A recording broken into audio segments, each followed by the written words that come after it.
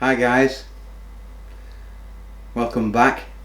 This is another video on wildlife, birds basically. Obviously you know that I'm getting back into wildlife photography, and birds are my first port of call. So obviously I've been in Hungary for since September, and it was coming really up to the end, into autumn and winter. So obviously in the area I'm in, I'm not sure what is around. I mean, obviously the usual, your blue tits, your great tits and stuff, long-tailed tits in winter time. But obviously we're now back into spring and early summer. So it's nice to see what the seasons do when it changes, to see what wildlife comes back into our back garden. A couple of things really that got me quite excited the other day. Obviously I've seen the common spotted woodpecker, yeah. They're quite common and elusive.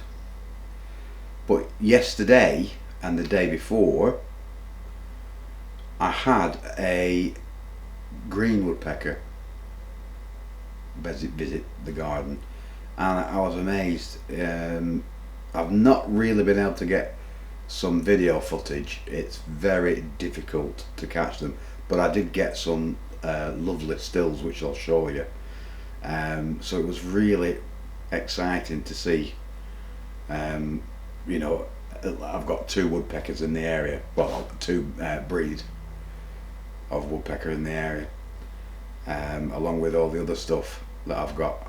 I've got quite a lot of garden warblers. I've been taking photographs of garden warblers as well. Now the great tits and the blue tits, they disappeared for about a month, and I was just tidying up in the garden. I put my bird table down to the middle of the garden. I just put some sunflower seed, and this morning I had a check when I was let the chickens out and fed them. I had a check, and they were back in the garden, so that's good. Now I'm assuming that they were more interested in making nests and laying eggs, and I don't really feed in early spring, beginning of summer, because obviously the seed can get stuck in the chick's throat and they can die. So I don't want to be really doing that. Now the other thing is, the temperature has risen quite dramatically over the last 2 weeks, and we're up into the 30s, the very late 20s, early 30s. Now sometimes obviously wildlife can suffer when it's so hot. Yesterday morning I put a plant pot tray, a big one, and filled it with water, and put it in a corner of my garden, a quiet corner if you will, and it didn't take long to get some visitors. So now I did film these, and I'll put them on and we'll have a talk through that. But you must remember guys, you must try and help. Obviously winter, everybody always likes to put feed out for the birds and watch them in the back garden. Even if you're not bird lovers, you just put some seed out. But the most important thing for them, if there's water, they'll take water before they'll take food. So now it's warm, anything over 25 degrees, it's really warm for them. So put them a bowl of water, a big bowl of water out. Like I said, like a flower pot tray, or even like you can get a bird table and fill it with water, and keep it fresh and keep it cool. I mean, I change mine every 4 or 5 hours at the minute because it's so hot. The water gets really hot. I tested the hosepipe water yesterday, and it was near boiling. It was so hot it nearly burnt my hands, because I've been sat in sunlight for hours on end. So put some water out for the birdies, but obviously just keep an eye on it for the temperature and change it as and when required to keep it cool, because they love having a bath in this weather. Absolutely, it gets rid of all the bugs, or the dust or the dirt, but it keeps the feathers in absolutely fantastic condition. And they need water, like we all do. So next up, we'll get some videos going, and I'll talk you through what's what. The green woodpecker. Now doesn't he look wonderful? He lives in deciduous forests and parks and thinly wooded areas and along hedgerows. He grows to about 31 centimetres long, so he can be distinguished by green plumage and a large red cap on top of his head.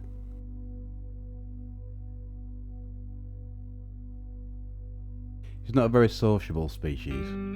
He lives alone, except during the breeding season. So this is the great spotted woodpecker. It lives in woods and copses, parks and sometimes in gardens. It's about 23 centimetres long, and it's the most common black and white woodpecker in Europe. And it does have a distinctive red underbelly tail. You can't miss it. So I hope you like the woodpeckers as much as I do. Next up, I managed to get a few species taking a bath. Some not so common and some common. So let's get into it, shall we? So first up, a garden warbler. Now this habitat for this bird is mixed woods with an abundant undergrowth, scrub, parks. Now this one is only 13 centimetres in length. It's not a very exciting colour bird, but you can identify it by its under parts are all uniform, like a buff grey, and then the upper parts are like a brown colour. Personally, I think it's a lovely looking little thing. Very cute. You've got to be quick to capture one of these with your camera. They're gone in the blink of an eye.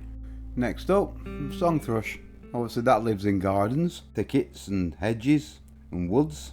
It's only 23 centimetres long, and here we have a female, and I managed to photograph its fledgling whilst feeding on the ground. Identifying marks are its upper parts are brown, and obviously the breast, it's like a buff orange with black speckles. Can be mistaken for a missel thrush, but obviously the song thrush is a bit smaller, and also you can hear it singing from the very tops of branches. It's a beautiful song, and as you can see, it's enjoying its little bath.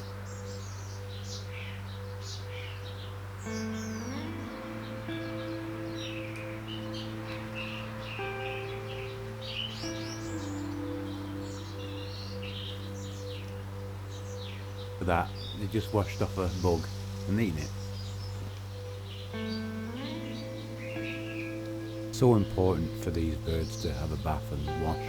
It does keep the feathers in pristine condition, all for the health and well-being.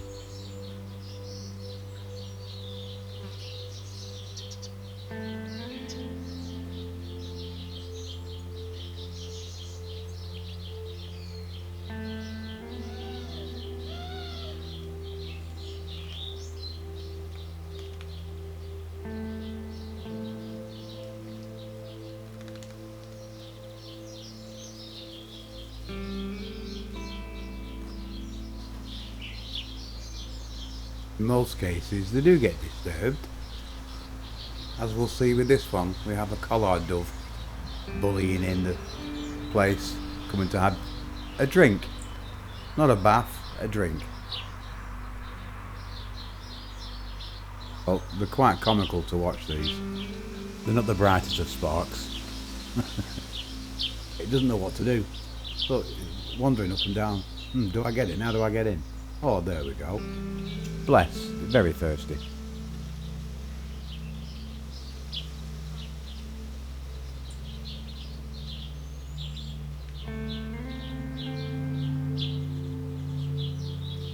Song thrush didn't go far though. She was watching, waiting for him to get out. Kill me feet and off I go again. Next up, the greenfinch. Obviously this lives in gardens and wooded countryside, parks and orchards. Now this finch is 14 centimetres long, and it's the biggest finch present in Europe.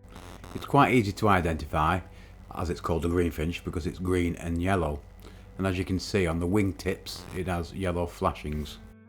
Quite a pretty looking finch, I suppose. One of the nicest ones. Obviously the goldfinch I think is the most prettiest, but it's still very pretty. I've got some lovely pictures of goldfinches, but unfortunately not bathing as yet. Our faithful blackbird. Can't miss the blackbird, can you? But just before blackbird gets into the water, the warbler's back again. Managed to fire off a couple of shots and put her in slow motion so you can see actually how thorough they are when they're taking a bath. They get well into it and get a right good clean.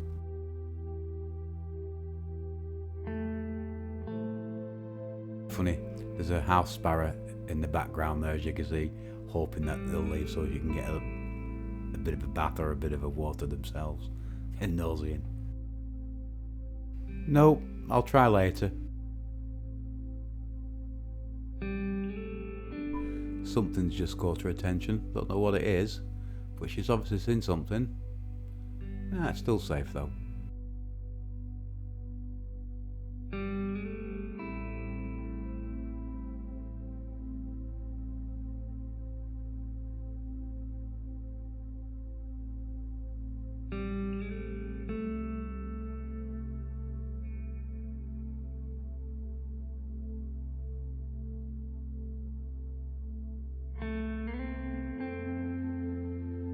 Would you believe the blackbird was going to be the last one in this series of clips? But I had to go off and do something else. I was a bit busy. So I left it. I will finish editing the next morning. I came back in the morning to finish it off. And lo and behold, I had the warbler come back. Then I had greenfinches. Then I had goldfinches all come in at the same time to have a bath, so I've added this in. Please forgive me, the clip's a little bit long, but I was enjoying it that much, I didn't want to edit it and make it shorter, so I apologise for that.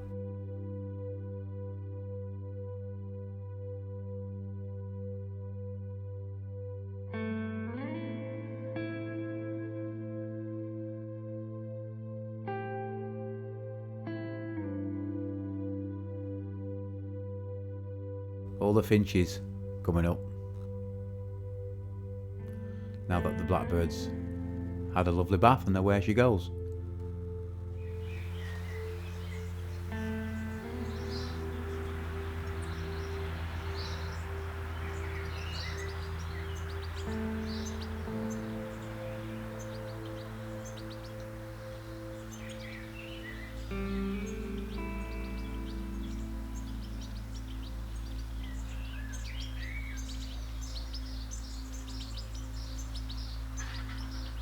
I mean, if you'd like to attract these garden warblers into your garden, then the ideal food that they eat is insects and larvae, also worms, fruit and berries.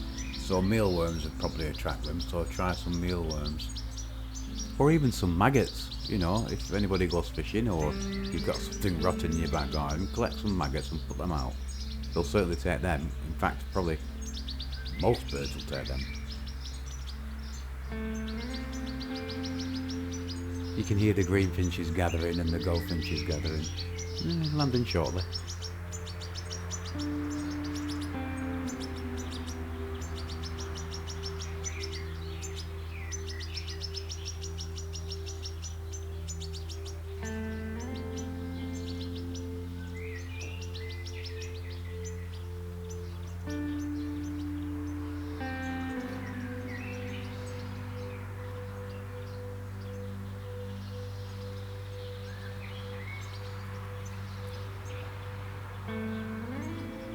Now with the greenfinch, they mainly eat seeds and obviously insects, but they do love sunflower seed they'll go for them every time. So put some sunflower seed out for these, and you'll get them into your garden. I mean, also they do fly in small flocks, so if you do get them coming to your garden, it won't be just with one, there'll be quite a few of them.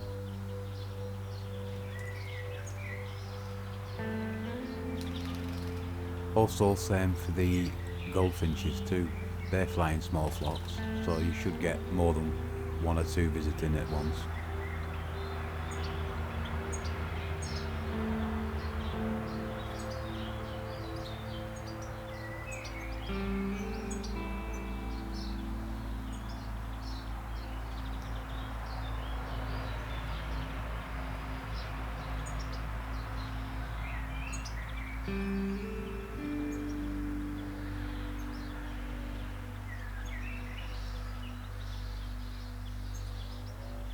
Now same for the goldfinch here.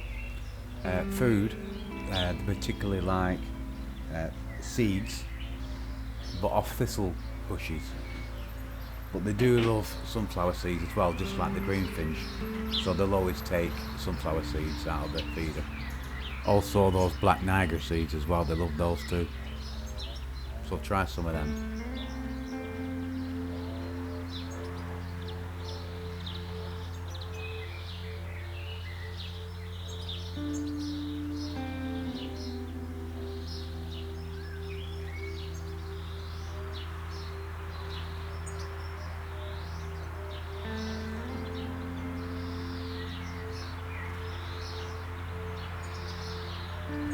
This is so nice to see as well, a young juvenile coming in to have a bath, and obviously watching parents and seeing what they do.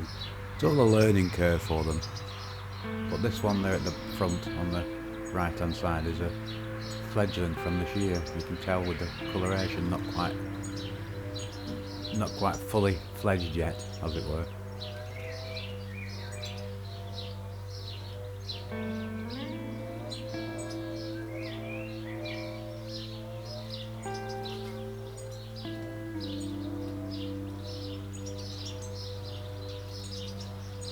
I mean, whilst sharing a bath, these greenfinches and goldfinches, they're quite happy to share together. But saying that, I'm assuming that's because of the same breed. No fighting, no bullying each other. Quite happy.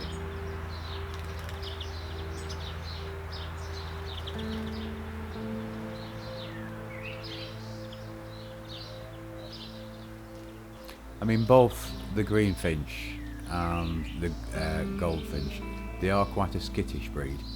You know, they don't like being too close to humans. But you know, if you put this out in a little quiet corner, just away from all the human noise, they will come down. Especially when it's so hot, they need this water desperately. And all these birds that I've been talking to you about today, they're all widespread. They're all in Europe, so they're quite a common species.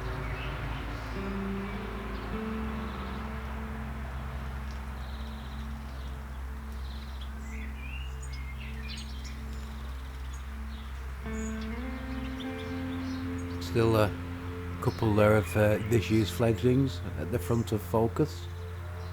So obviously they're doing very well, which is always good to see.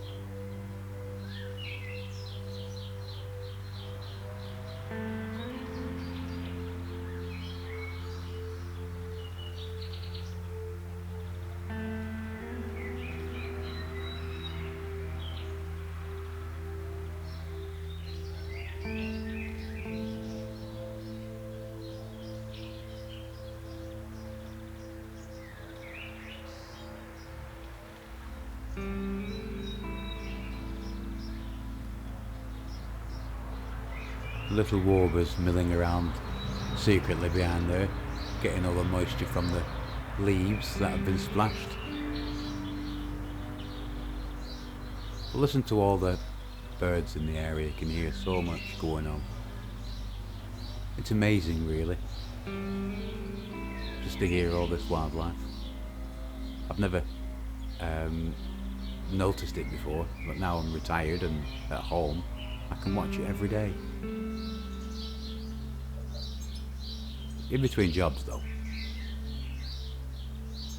Here we have in the background, I think, a female garden warbler just sneaking into the area there. I don't know where she goes. Sometimes it's a little bit difficult to see what they are with the plumage wet, but it does look like a female, but anybody can tell me any different. Let us know in the comments below. Look, the young goldfinch there is just asking its parent for a bit of support.